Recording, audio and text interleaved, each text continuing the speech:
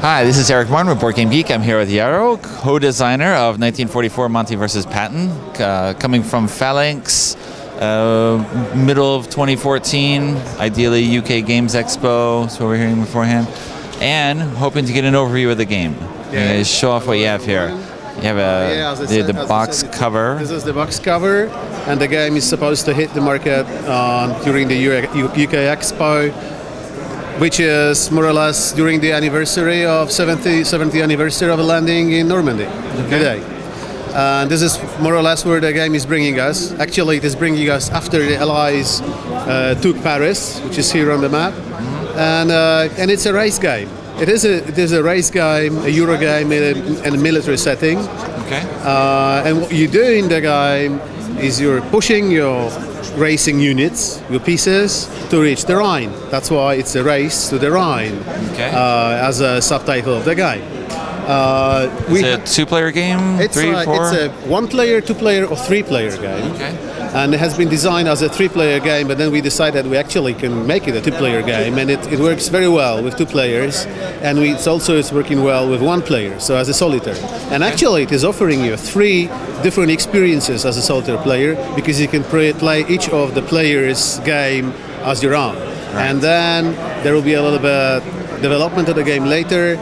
We hope to add another scenario that will be allowing you to play three players at once as a solitaire game. So that's a very complex scenario. Okay. But that's when you get bored with the regular one.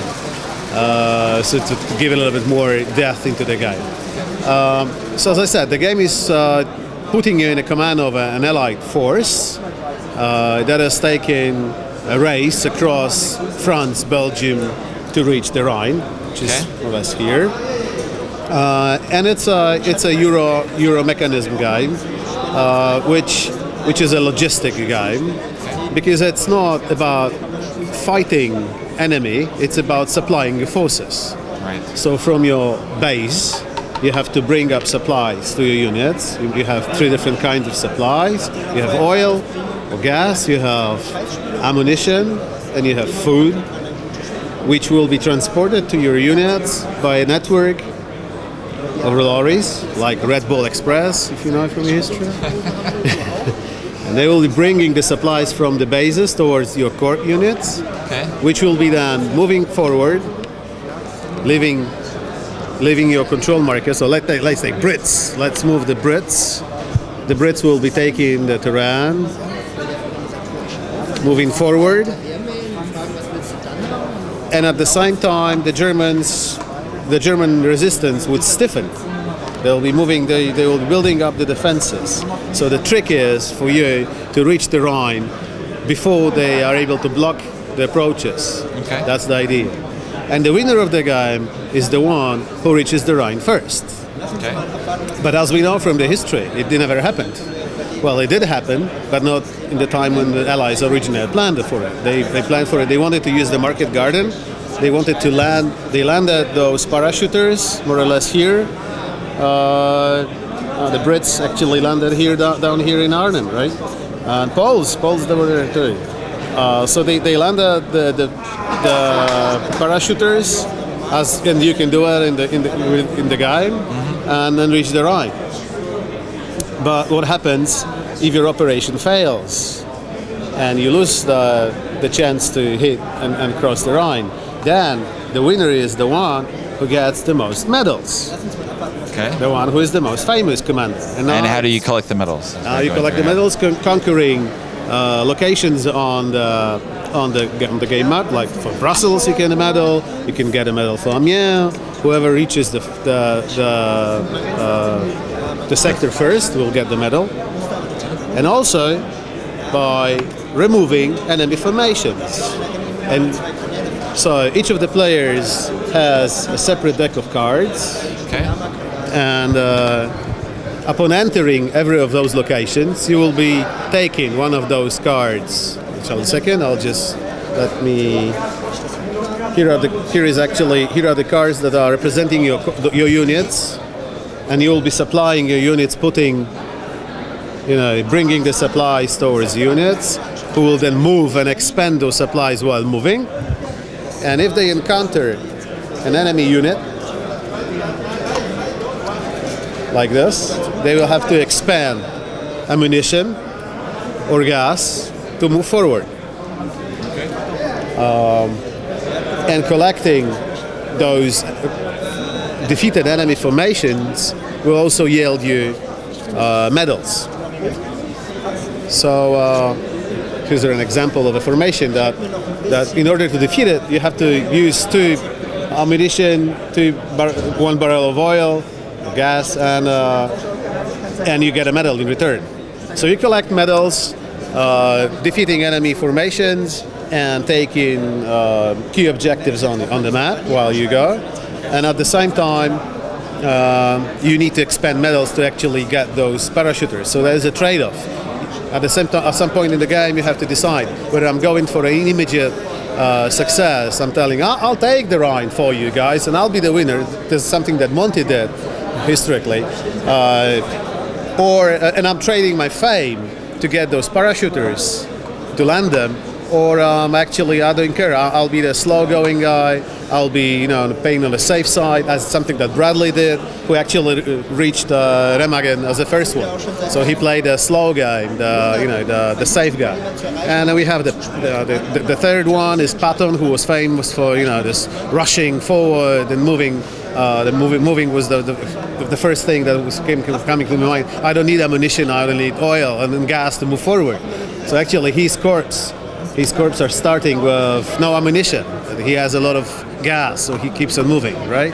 So this is the basic mechanics, which are very Euro, but also giving you a lot of flavor. But because your units, when they're entering those locations, every player has his own deck, which is exactly the same for all players, and the only element of luck is the order in which you will be encountering those events. Enemies. Right? So, for example, you're entering a location, and then you draw. Oh, this is the wrong deck. This is the British deck. So they draw starving civilians, and now you have, as a player, have a trade-off. You either trade 1 unit of your food and get a medal, but then your corps is without food. So when you encounter a supply check, which happens sometime during the game, then your corps will be inactive, and you will have to supply it in order to move it. So this is really a lot of simple Euro pick up and deliver mechanics sew into a military setting, which is, I hope, very appealing for both Euro players and wargamers. And this is what our playtesters are raving about. That this is a great game for both of those genres, if you want, because both sides are so excited. This is a good game for girls and for guys, and for military buffs, and for those who only heard that there was something like Normandy and then Arnhem, but they didn't know what was in between. Like, this is between Normandy and Battle of the Bulge. Nobody's covering that part of the war. That was so exciting. Now we do. So this is the race. This is from Paris to the Rhine. That's the idea. So other events that you may encounter, apart from those nasty enemy formations that you have to defeat in order to keep moving, this is a black market. They were trading, they were trading munitions for food between corps. We've read a lot about that campaign. You may capture supplies, so you can actually get some extra gas for your units. You can you can meet the French resistance, and they will help you to move forward. You can use your recon to see what's ahead of you. Or you may meet enemy delaying forces, like just the patrolling forces. So all this is sewed into the game. You also have advanced rules for weather, like showing on this card. Like, you may have a good weather or bad weather, depending on the weather. You may land those parachuters or not. So this is another gamble. I'm actually decided to land them, but I don't know what the weather is going to be, and I may lose or win, depending, or I may not be able to use that very solution because the weather was not good, right? This is the card actually commemorating the Warsaw Rising in 1944. We had to put it in. And of course, that all depends on what else you've seen. If you have recon, that gives you a chance to look through, see what's coming. You may see what's the next card, and then you okay. I see, a little bit, yeah, yes, a little bit. So yeah, so. the cards that you may see will be beautiful colored. We are working on the original. Everything here is the original photographs, but we are working on the graphical side very diligently. So the board is finished, but the artwork. The board is finished. The cards are 90% finished. When it comes to the design, we now only have the graphic artist working on the cards to be colorful. Not every single is yet done. And maybe we may actually leave the few, for the feeling, for the better feeling of the guy. But as you can see, the board is finished, and it's actually produced as a racing board. You may say this looks like a race. It's not a military map. We've studied a lot American comic books and the books of actual corps units, which were published after the war, like a history books of the unit history, and they were produced in this setting with those pictures and illustrations. The war was shown a little bit like an adventure more than anything else. So we also use this as illustrations. So when you look at the board, you know exactly where Arnhem was, how the bridge in Remagen looked like, what was Battle of the Bulge and when it happened. So there's a lot of history sewed into the design. So it's both fun, but it's also teaching users, about the history. So I think that's... And there for those who want to look, it's all there. Yeah, exactly. Yes. Okay.